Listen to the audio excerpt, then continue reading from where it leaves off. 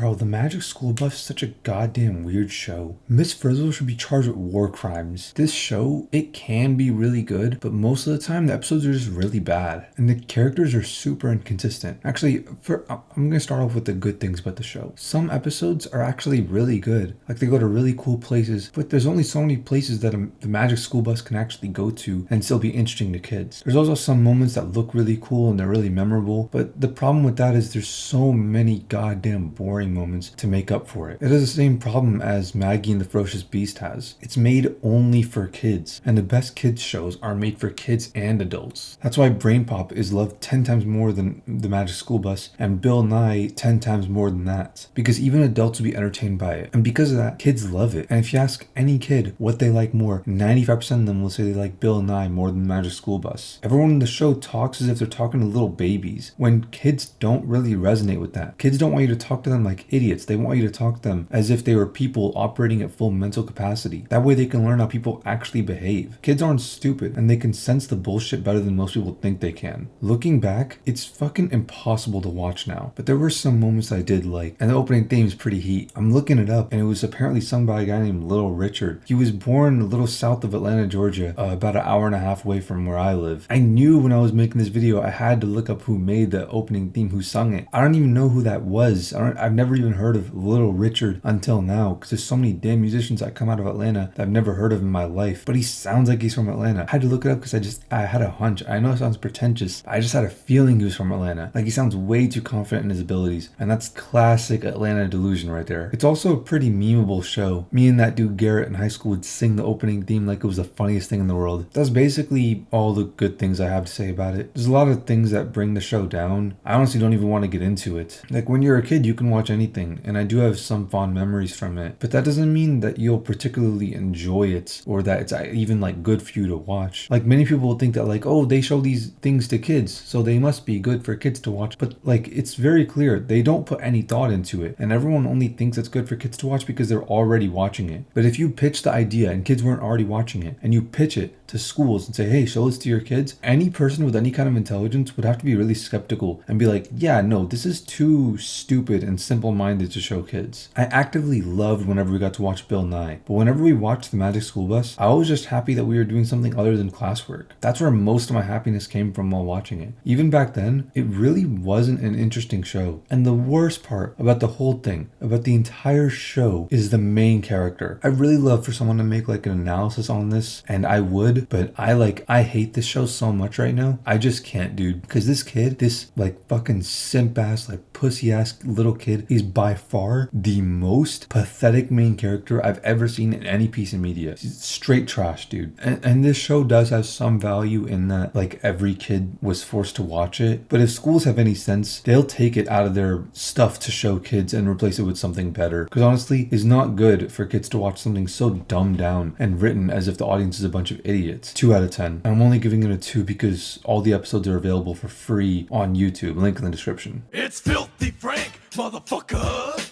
It's Filthy Frank, bitch. Let's get some pussy tonight.